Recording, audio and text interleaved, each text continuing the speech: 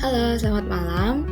Yang terhormat Ibu Dr. Ayuning Widiati SIP MPPM selaku dosen pengampu mata kuliah Manajemen Strategi.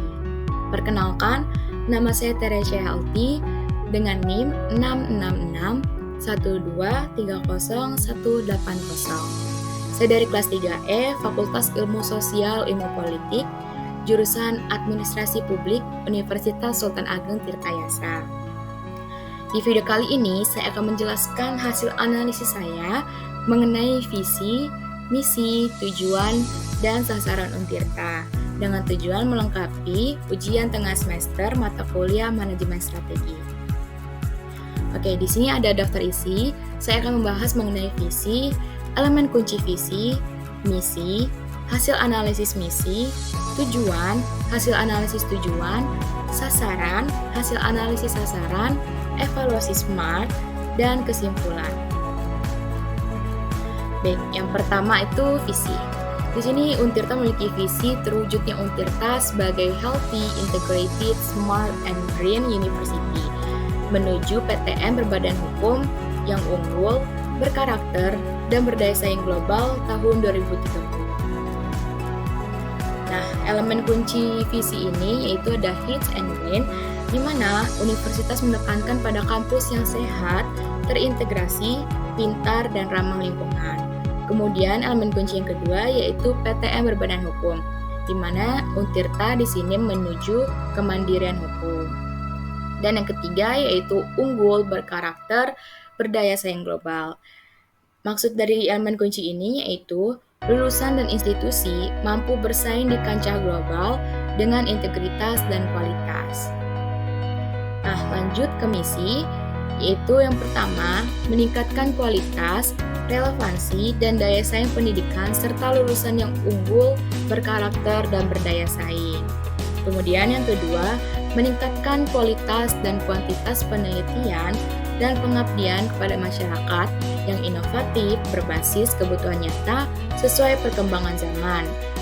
Kemudian misi yang ketiga yaitu meningkatkan daya dukung tata kelola perguruan tinggi yang baik sebagai implementasi dari Healthy, Integrated, Smart, and Green University. Nah, hasil analisis dari misi ini yaitu kesesuaian dengan visi adalah misi ini berusaha memastikan bahwa Untirta mencapai status unggul dan berdaya saing global dengan mengoptimalkan pendidikan, penelitian, dan tata kelola universitas. Selanjutnya pembahasan tentang tujuan. Tujuan Untirta itu ada 3. Yang pertama, agar tercapainya lulusan berdaya saing di kawasan ASEAN yang berkepribadian, berkarakter, dan menjunjung budaya lokal.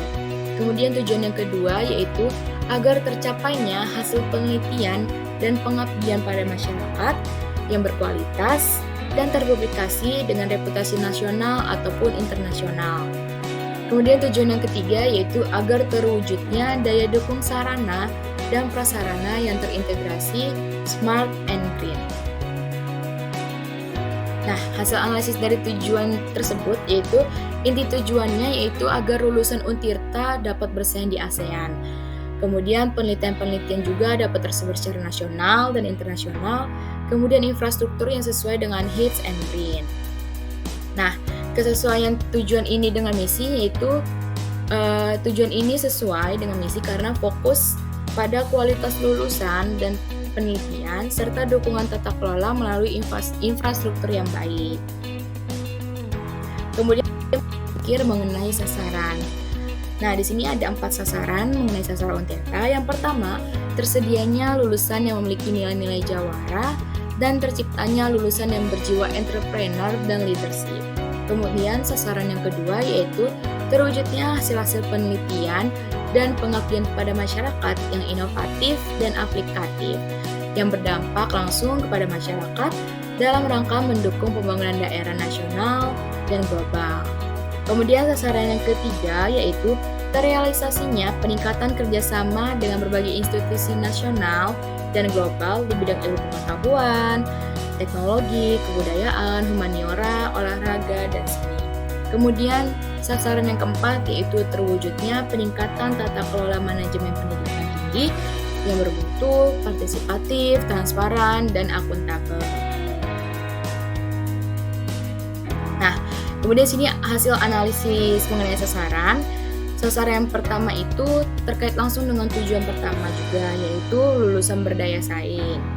Kemudian mengenai sasaran kedua sesuai dengan tujuan kedua juga, yaitu penelitian bermanfaat bagi masyarakat dan terpublikasi. Kemudian sasaran yang ketiga mendukung tujuan peningkatan kerjasama global yang selaras dengan visi berdaya saing global.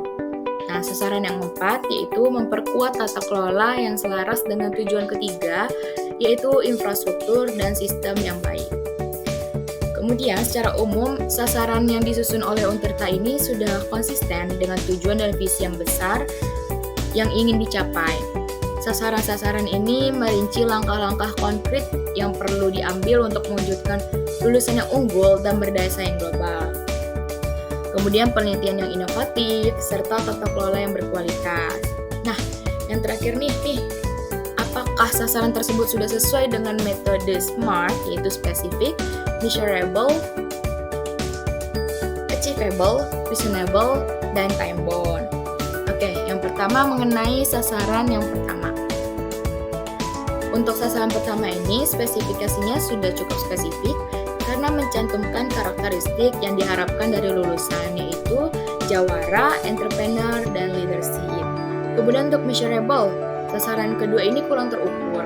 Kenapa? Karena diperlukan indikator yang jelas seperti berapa persen lulusan yang memiliki kemampuan ini atau bagaimana cara mengukurnya, misalnya melalui survei kepuasan pengguna lulusan atau jumlah lulusan yang berwirausaha. Kemudian achievable. Sasaran ini tergantung pada program pengembangan soft skill dan wirausaha yang ada di universitas. Ini bisa dicapai jika sumber daya dan pelatihan yang memadai disediakan.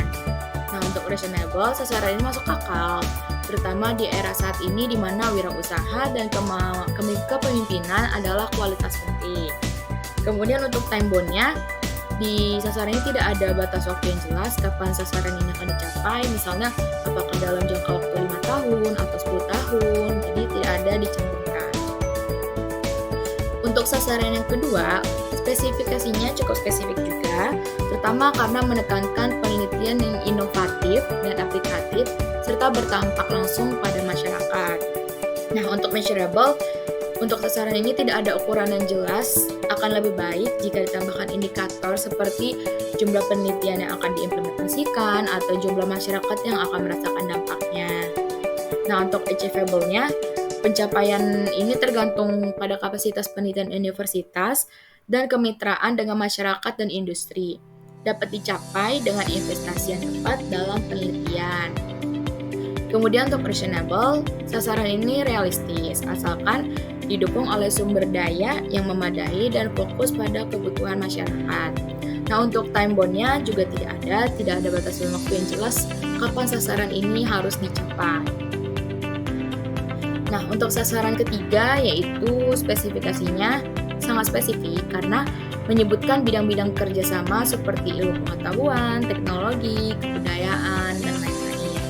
Nah, untuk measurable-nya, sasaran ini tidak ada indikator yang jelas untuk mengukur, seperti jumlah atau jenis kemitraan yang diharapkan, misalnya berapa jumlah MOU yang ditargetkan oleh universitas. Nah, kemudian achievable. Sasaran ini dapat dicapai terutama dengan jaringan yang lebih luas, misalnya melalui kerjasama internasional atau program pertukaran. Kemudian reasonable.